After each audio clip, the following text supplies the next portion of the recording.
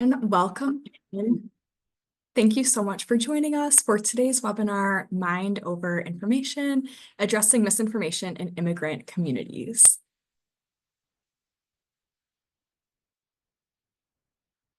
Next slide, please. Today's webinar is being recorded. We ask that you could please ask all your questions in the Q&A section at the bottom of your screen. There will be a Q&A at the end of today's webinar, and if time allows, we will try to answer everybody's questions. Otherwise, answers to submitted questions will be emailed to all participants. Next slide, please. So to start off, we would love to give a background of our center, Center for Advancing Health Equity in Rural and Undeserved Communities. The Center for Advancing Health Equity in Rural and Undeserved Communities, also known as KHE-RUC, is at the Pennsylvania State University College of Medicine, which exists to study, address, and eliminate health disparities that affect rural and undeserved communities, including immigrants and hard-to-reach communities of color. KHE-RUC builds upon a partnership model between academic research institution and a national nonprofit organization, also known as the Asian Health Coalition, that pairs effective evidence-based practices with a broad coalition of community-level experience. Next slide, please. So we will love to kick it off with today's speakers. We are thrilled to announce Aaliyah Southworth, the Senior Program Director of Health Promotions, will be speaking today, along with Nishita Kovarjim, Senior Program Manager of Behavioral Health, and Anaya Simmons, the Program Manager of Behavioral Health. So I will pass it over to Aaliyah, who will give us a background of misinformation and how it affects us in today's society. Great. Next slide, please. Thank you, Dana. Today we are going to start our webinar with a short video to orient us talking about fake news or misinformation.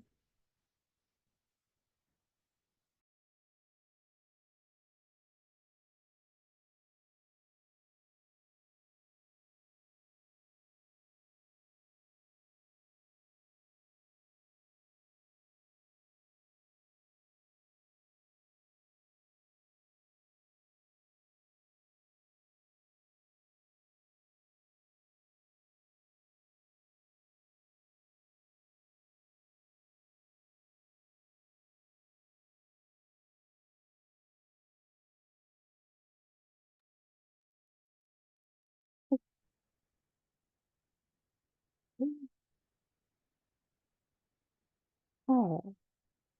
Well, of course, looks like we have a little bit of technical difficulties, but we'll go ahead and you can go to the next slide, Kayla.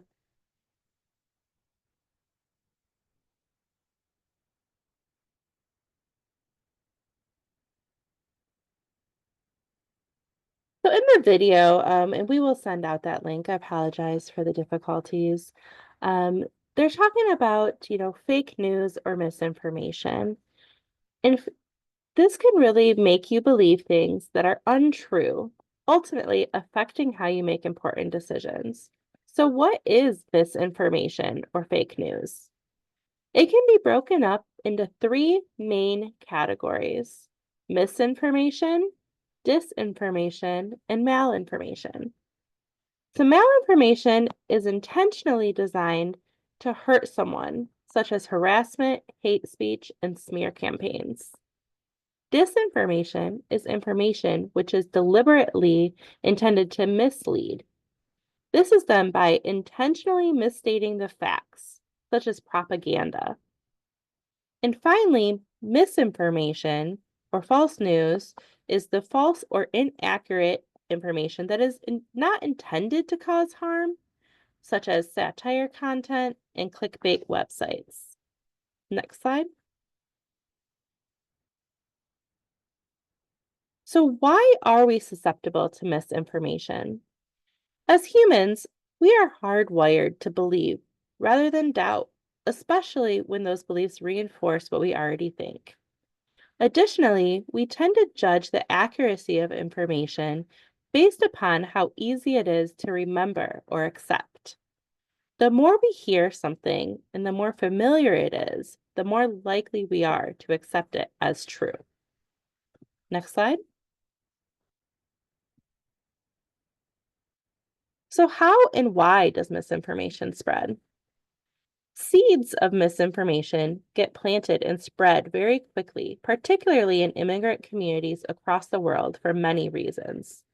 Some of these reasons include language barriers, historical distrust, and sensationalized headlines. Many immigrants, while they may speak English, find it easier to understand and read articles in their native language. This can be a challenge as things can often get misconstrued in translation due to mistrust or abuse of the press or different cultural beliefs, in addition to other factors. Add in sensationalized headlines intentionally meant to confuse on top of historical distrust, and it's easy to see how misinformation can spread so quickly. Next slide. So here we have an example. The Hindustan Times is one of the most famous national and international sources for Indian news. Imagine you're trying to access news from India in the US, so you try and Google Hindustan Times Hindi, but you're presented with these two options. Can you guess which website is the real one and which one is fake? Next slide. So most people will just select the first link. However, despite using clear, concise words, the fake website livehindustantimes.com comes up first instead of the real news site, hindustantimes.com. Imagine trying to navigate this if you're not tech savvy or looking out for it. Next slide. So why has there been an increase in misinformation? So while misinformation has always been around, it really became rampant during the COVID pandemic as people became scared with how quickly recommendations were changing. Sifting through and being surrounded by all of this information can really take a toll on our mental health. I am now going to turn it over to the Senior Program Manager of our Behavioral Health Team, Nishita, who will talk about how misinformation impacts our mental health.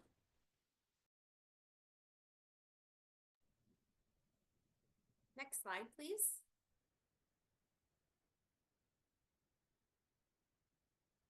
As Aaliyah mentioned, I am now going to go into the various ways that misinformation can impact our mental health.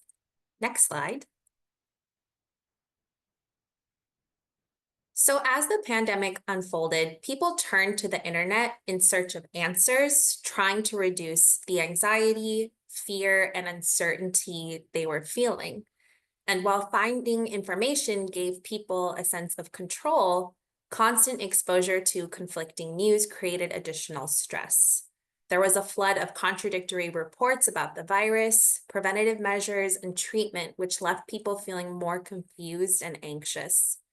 This constant exposure to uncertainty and conflicting messages often led to a sense of hopelessness rather than reassurance. And to describe this overwhelming and confusing flood of information, the World Health Organization coined the term infodemic. So this refers to the excessive amount of information available during a crisis, much of which is inaccurate or misleading. And in the case of the pandemic, this was especially damaging as it made it hard for people to distinguish fact from fiction. For instance, there were false claims about the safety and effectiveness of masks. Some public figures and media outlets downplayed the severity of COVID-19, leading people to underestimate the risks. And one of the most dangerous examples was the promotion of ivermectin as a COVID-19 treatment. This led some individuals to self-medicate with an anti-parasitic drug, putting their health at risk. We can also see the impact this has had on mental health. Numerous studies have shown that exposure to incorrect or negative information during the pandemic led to increased anxiety. One study found that individuals who shared COVID-19 misinformation experienced anxiety levels nearly twice as high as those who didn't share misinformation. This highlights just how much the information we encounter and share affect our emotional well-being. Next slide. So misinformation isn't just an abstract issue that we're talking about, it has very real consequences. One of the harmful effects has been on marginalized communities. And during the COVID-19 pandemic, false information linking the virus to specific ethnic groups led to widespread discrimination and bullying, particularly against Asian communities. Falsely associating Asian communities with the origin and spread of COVID-19 fueled anti-Asian sentiment around the world. This led to an increase in hate crimes, verbal abuse, and social exclusion. These harmful stereotypes created a climate of fear and stigma that disproportionately affected individuals of Asian descent, even though the virus itself is not tied to any particular ethnicity. Misinformation also reaches beyond social and health issues. If we could go to the next slide, please. Particularly, it affects our environment. So one area where misinformation has had a dangerous impact is in climate change denial. Misinformation campaigns that downplay or outright deny the existence of climate change have contributed to policies that fail to address the critical environmental challenges we face today. And the effects of misinformation in this context aren't felt equally across communities. Again, here, marginalized groups, especially low-income communities, are often the most vulnerable to climate change. These communities may lack the resources to adapt to climate-related changes, like rising sea levels or extreme weather, and misinformation about climate change can delay critical support and interventions. This, in turn, also affects people's mental health. So, for example, a 2021 University of California, San Diego study revealed that survivors of the 2018 Camp Fire experienced PTSD rates similar to war veterans, along with increased depression and anxiety. Another example is how the economic impacts of droughts lead to increases in suicide, particularly among farmers. A 2018 study predicted warmer temperatures could lead to as many as 40,000 additional suicides in the United States and Mexico by 2050. Next slide. We can also see how misinformation affects our perception of gun violence. False information about gun laws and safety can generate unnecessary fear and division. This misinformation often distorts how we view the problem and the solutions needed to address it. It leads to heated debates based on inaccurate facts rather than productive conversations. Media coverage plays a huge role in how we understand gun violence.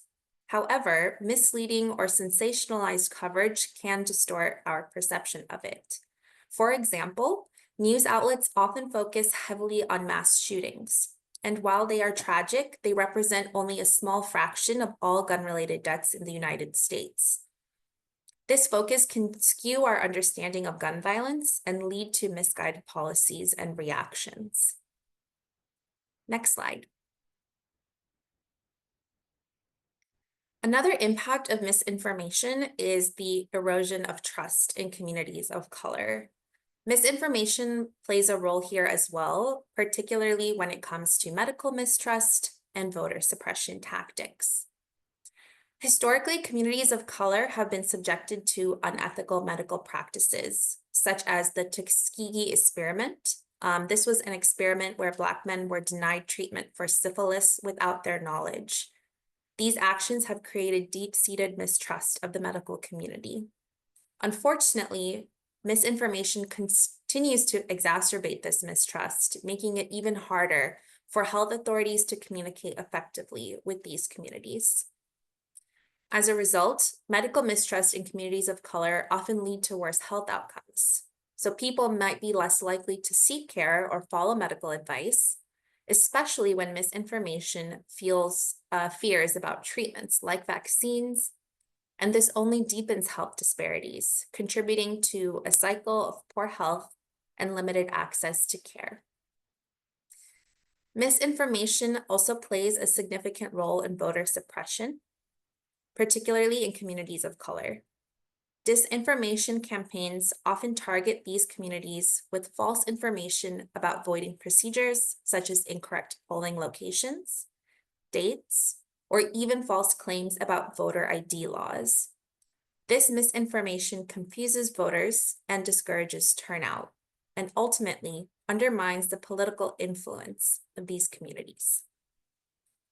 So now that we have gone over the ripple effects of misinformation and how it is impacting our mental health, we will start to talk about what we can do to combat this. So for this section, I am now going to pass it over to Anaya Simmons to lead us through that. Thank you, Nishita. Next slide, please. So now we're going to go into how we can combat misinformation. Next slide, please. So how can we combat misinformation at an individual level? Even if you are not experiencing especially negative impacts, social media and its continual ups and downs can be a drain on well-being. Here are a few tips to help manage your social media use. Consider how you might want to approach it, such as limiting overall social media time, cutting back on a specific social media platform, or taking a short break, or limiting yourself from random scrolling as well. Next slide, please. Moving from the individual level to the community level, it's important to recognize the power of trusted sources in combating misinformation. So here are some key strategies for communities to address misinformation. You can start by looking at news coming from local or state public health departments. These sources tend to be reliable, unbiased sources of information, and public health departments provide accurate updates based on scientific research, and they are crucial for spreading factual information about health and safety. Next, it's important to avoid repeating misinformation without including a correction. If misinformation is already being spread, don't simply repeat it. Instead, offer a correction alongside it, making it clear why the information is false and providing accurate, trustworthy alternatives. And lastly, looking at trusted sources and representatives. When trying to correct misinformation, trusted sources such as religious leaders, political figures, and community leaders are more successful in addressing misinformation. People are more likely to listen to and trust information coming from individuals they know and respect. And then in communities, having leaders who are trusted by the group actively work to share reliable information and correct false claims can make a significant difference in reducing the spread of misinformation. Next slide, please. Medical mistrust reflects the very real historical and ongoing injustices experienced by socially and economically marginalized groups. There are many negative health consequences associated with medical mistrust, including lower utilization of healthcare and poor management of health conditions. Bridging the mistrust gap is important. You can start by help fostering trust among different communities by tailoring messages to community members, focusing on the community members' strengths for positive encouragement, and also educating members on their skills needed to participate in their care. And lastly, you might also want to implement culturally tailored and linguistically appropriate messaging. This might look like collaborating with trusted messengers to disseminate information and materials, develop materials in or translate them into different languages, or develop visual, video, or audio messaging for people with limited literacy. Next slide, please. So, anti-racism is the ongoing process of naming, analyzing, evaluating, and imagining ways to change systems of racism. Anti-racist work begins in schools, which is crucial. It is an act of hope and a commitment to dismantling systems of oppression and a journey toward freedom and truth. This work is about healing and restoration. So, for anti-racism education, you start by identifying and removing barriers to inclusive engagement. Then, critiquing disciplinary norms and practices is important. And then, reflecting on and resisting languages or structures or practices that exclude or erase the experiences and contributions of people who identify with minoritized racial and ethnic communities. And lastly, it's important to use anti-racism education to empower individuals as well as groups who have been or are currently being marginalized by policies and practices in society. Next slide, please.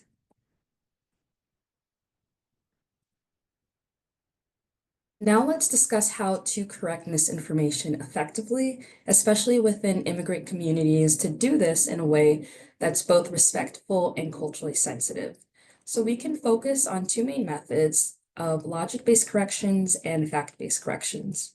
Logic-based corrections help us expose the flaws in the reasoning behind the misinformation, and fact-based corrections involve providing verifiable evidence to show that the information is simply incorrect or misleading. And these two approaches can be used in tandem or separately, depending on the situation.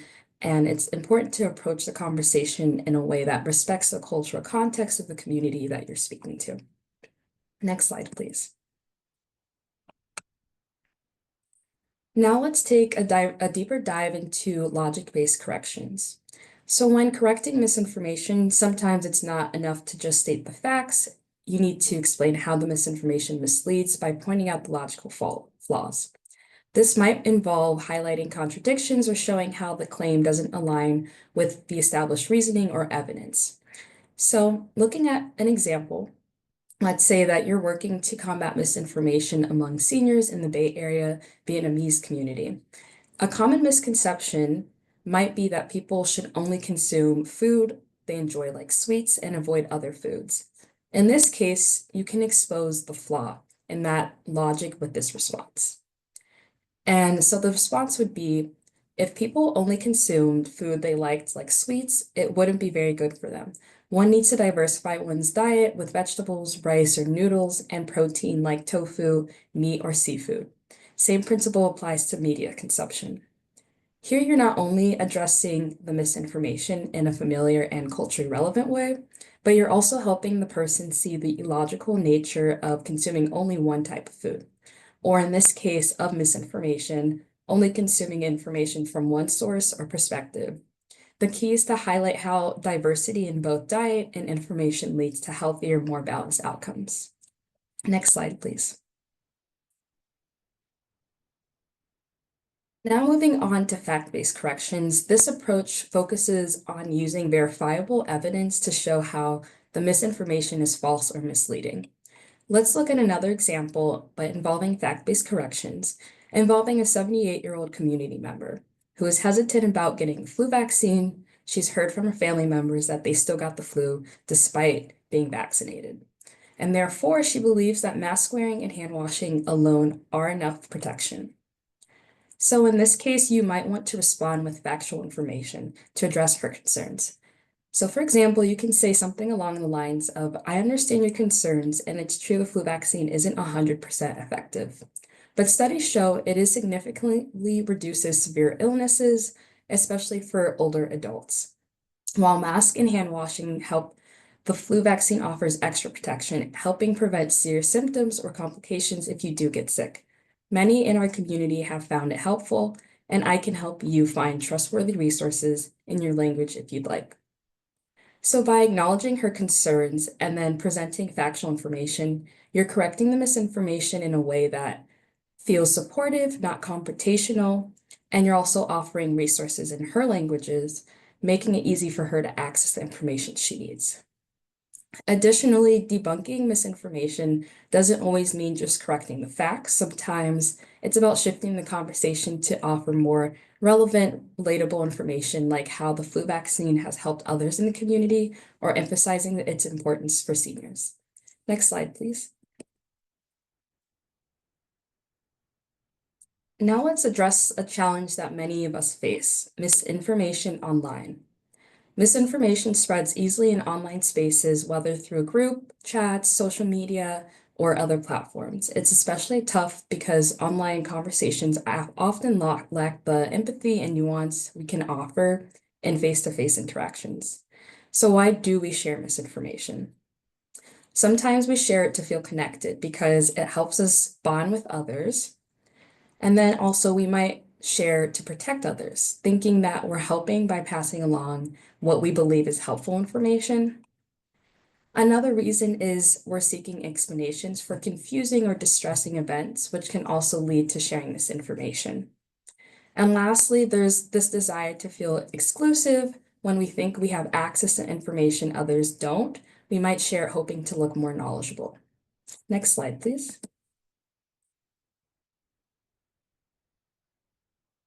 When addressing misinformation, empathy is key. People may not be intentionally spreading false information. They may be acting out of concern or just misinform themselves. The approach should vary depending on the relationship with the person. So for example, for close friends or family, one-on-one conversations work best. A gentle approach might sound like, "I know you care about our community, but here's a different perspective." Then when speaking to elders or authority figures, respect is important. So you might say something like, "I found a resource that might help clarify things." And then lastly, for strangers or online posts, it's best to keep your response concise, neutral, and back them up with a credible source. By focusing on empathy and understanding, you're more likely to create a conversation that leads to change rather than a confrontation. Next slide, please. So before you hit send or share, take a moment to pause. Consider this SIFT model as a guide, which stands for stop, investigate the sources, find better coverage, and trace claims, quotes, and medias. So stop and give yourself a moment to think, does this information seem reliable? Then investigate the sources. Who is behind this information? Are they credible? Then find better coverage. Is there more comprehensive or balanced coverage available on this topic? And lastly, trace the claims, quotes, and media. Verify the claims by tracing them back to their original source. And then consider the context. Is the information presented fully or is it taken out of context? If you're not sure about the validity of something, don't share it. When in doubt, it's always safer to hold off and direct people to trustworthy sources instead. Next slide, please. Now, as we wrap up this portion of the webinar, I want to leave you with a final thought. The fight against misinformation isn't just about correcting facts, it's about building trust, creating understanding, and having open, respectful conversation. First, understanding the issue is key. Misinformation is everywhere, and its impact can be profound. By recognizing its presence and understanding how it spreads, then we can begin to address the root causes. We also explored why we're susceptible to misinformation.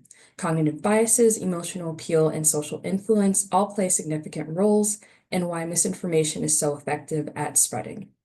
But recognizing these factors helps us better understand why people may believe and share false information. The ripple effects of misinformation go far beyond simple confusion, from personal mental health struggles to broader harm within communities. Misinformation touches all aspects of our life. It impacts how we relate to one another, our well-being, and our ability to make informed decisions.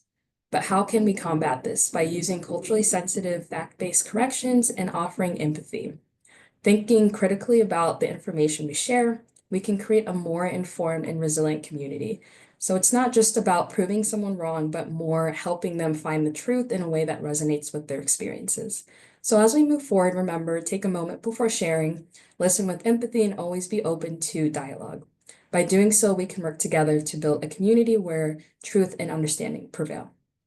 And with that, I'm going to pass it back to Dana to take questions. Yes, thank you so much to Aaliyah, Nishita, and Anaya for those very informative presentations. Now we are entering the Q&A portion of our webinar. So if anyone has any questions, please use the chat box to ask any questions you may have. I see we already have a couple in the chat box. The first one I'm seeing is, where can I find local resources for anti-racist education? Additionally, where can I find more information on where I can get health resources in my local area? I know we'll share some links at the end of the webinar for health information. A couple organizations do come to mind for me for anti-racism education. One is an organization called Enrich Chicago. Another, I believe, is called Crossroads Anti-Racism organization, both of which offer a variety of workshops focused on anti-racism education. So I can put those links in the chat box for everyone if you're interested in more information or would like to bring workshops to your organization with that focus. Thank you so much, Nishita. And the second question I'm seeing is, do you have fact sheets or flyers with examples available for examples on combating misinformation for responses to common misconceptions for various communities? Thank you for that question. So we currently are just launching with this webinar a very intensive training on, not very intensive, but a training that goes into more detail on how to combat misinformation, including examples on how to combat misinformation and responses. We will include information on how to access that training. At this time, we do not have fact sheets and flyers, but we do anticipate creating those and releasing those with this training in the near future. Thank you so much, Aaliyah. And I'm seeing Angie has also put the website Stop AAPI Hate, which is also a great website that was mentioned in the first question. And another question I am seeing is, even for individuals who may have high levels of media literacy, it may be easy to fall into misinformation inadvertently with how quickly the media moves. Are there certain sources that are more guaranteed to be more factual compared to others?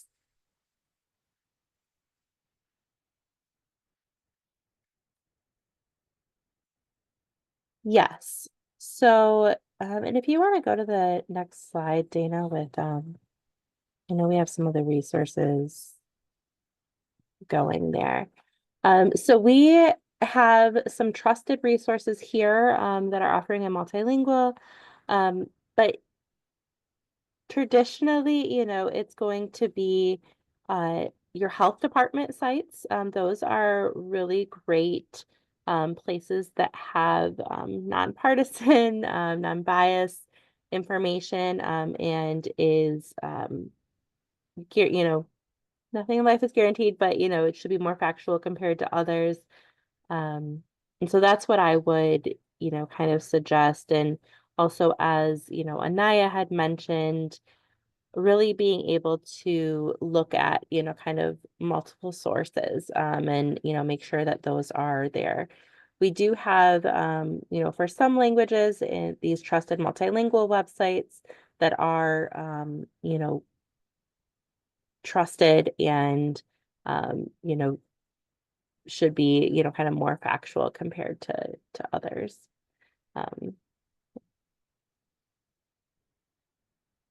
Great, thank you so much, Aaliyah. And yeah, as Aaliyah mentioned, we will also be sending out these resources in our follow-up email as well. And then another question I am seeing is, considering that conversations can be monitored or censored or shared in different languages, for overseas news, what would be your recommendation to do to get authentic or a holistic view of an event?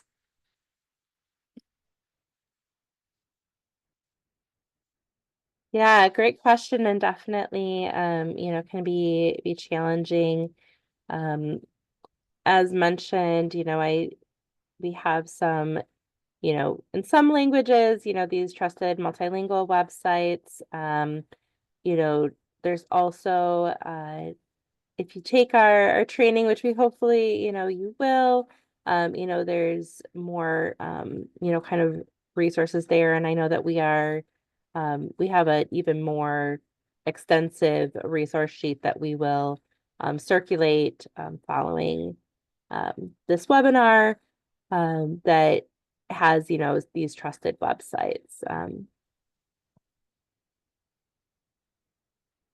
Yes, thank you so much, Aaliyah. And yes, in a moment as well, we will also discuss that training that Aaliyah is talking about and what that entails. That was the last question I see for now. If there are any more questions anyone would like to ask, please use the chat box. I also see that Angie has raised her hand.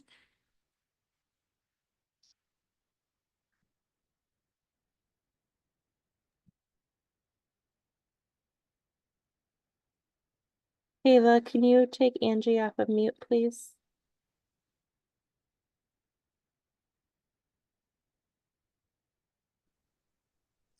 Hello. Sorry. Hello, everyone. Thank you so much for taking my question. One of the questions I have, especially with the new administrations, we really feel members are following their emotions, like Aliyah say at the beginnings, who they feel trusted or interact, or they choose to believe. So at that emotional level, so it's just harder to using to share those data to community members. Besides the community trusted messenger, which is great because they are easier to access with community members at the emotional level. Is any other suggestions from your research maybe help to be able to overcome this emotional, people believe in their emotion, they are influenced by their emotion instead of by the facts? Any suggestions?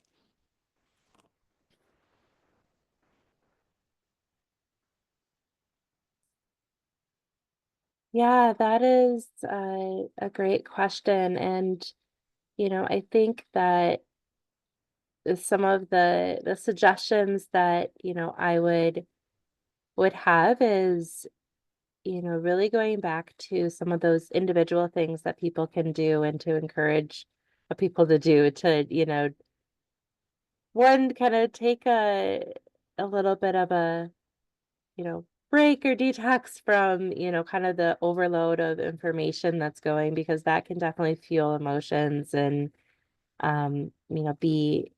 be very hard to, kind of stick to facts. And so I think, really encouraging people to, not doom scroll and, kind of be caught up in all of it, because there is so much out there. I think that, another suggestion, is, as you were mentioning with, those, community health workers and, being, those trusted individuals within the community, you know, relying on one another and, being able to kind of combat and, just being aware that misinformation is out there. I'm not sure if, Nishita or Anaya have other suggestions, but yeah, that's a very good question because emotions are very powerful. Yeah, I would agree with that. I think rather than focusing on telling them they're right or wrong or finding a solution in that moment, really taking the time to figure out, okay, how can we take care of our mental health? Because it can be really difficult to ingest the correct information or focus on trusted resources when your emotions are already at a heightened state. So focusing on tangible steps for people to self-regulate and take care of themselves and take a break from the social media aspect, and then they can come back with a fresh set of eyes or in a calmer state. And I think that'll just make the conversations you have with them at that point a lot more effective, versus trying to, rationalize anything or direct them to trusted resources in the heat of the moment, focusing on their mental health first, and then coming back and revisiting, okay, now where can we go to find the trusted resources and correct information. Thank you so much, Aaliyah and Nishita, for those responses, and also Angie for that really excellent question. Another question I'm seeing is, can you share the PowerPoint with us after this presentation? And yes, all these slides will be shared with everyone in our meeting recap email. And I am seeing a question after this that states, combating misinformation is great and all, but what do you think about the danger in accepting knowledge only of trusted sources? For example, lived experiences are valuable, but they can be misleading. Where do we draw the line so that different voices can be heard while we help everyone be in a space for discussion rather than debates?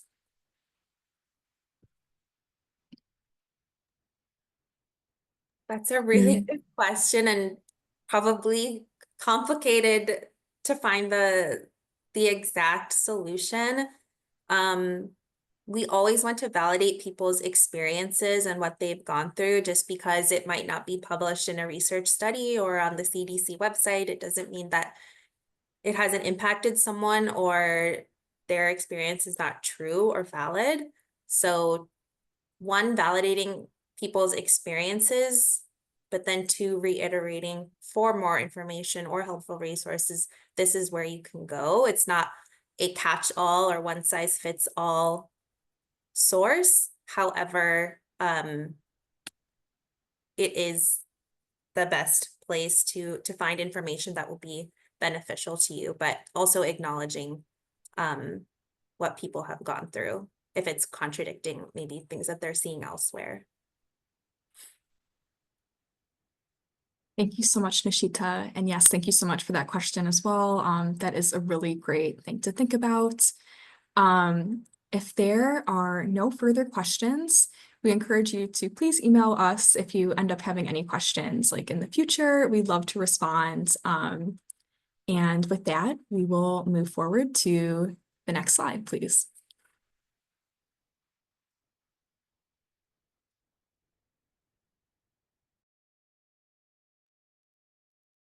These are some resources that our behavioral health team, Anaya and myself and Yiklin also offer that we wanted to highlight.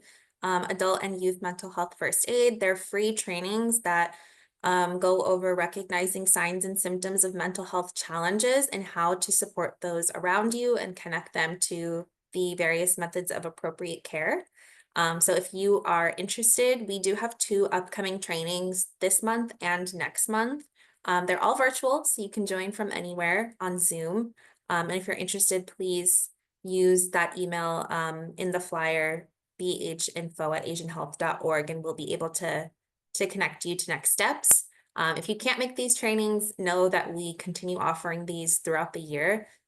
So we will continue to share out other opportunities to attend a training. But I highly recommend it as a great resource and tool as community-based partners and serving the community to attend one of these trainings.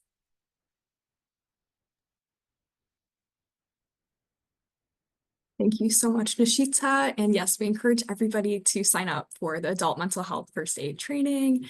And I am actually seeing a question just about the trainings as well. Are the first aid trainings available in other languages? Currently, our team is only offering them in English. However, we're actively working to make the Spanish training available through our organization. I believe the curriculum is available in other languages as well. However, again, our organization only has the capacity to offer English at this time, but we are working to get the Spanish trainings offered through our organization as well very soon. That's very exciting. Thank you so much, Nishita. And before we continue, I am seeing another question just from our Q&A portion. that I'd love to put on the floor as well. This question says, the information is everywhere these days, different sources of social media. How can we validate which information is correct or misinformed? Yeah, that's a great question. Going back onto the local, like health departments in the place that you're at, those are really good resources to look into. They'll have information regarding any of like the health topics and resources available to you, and those are usually credible sources and backed with research. So that's one way that you can look and have some reliable sources. Great. Thank you so much, Anaya.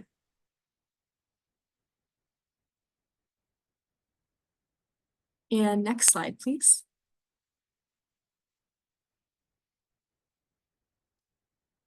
Okay, so the chronic and infectious disease team as well is really excited to announce our Battling Misinformation and Immigrant Communities training. This will be a free training as well, and it includes a 90-minute self-paced online course, along with a certificate of completion from the Asian Health Coalition. And it will basically cover everything from what is misinformation, why is misinformation so prevalent in today's society, 5 main characteristics of science denial, how to combat misinformation, and effective communication methods. And if you want to sign up, please email us at info@asianhealth.org or sign up via the link below. It will just take you to a quick REDCap survey, and we will email you with the training once we have your information. And we will also send out that REDCap survey link as well in our recap email.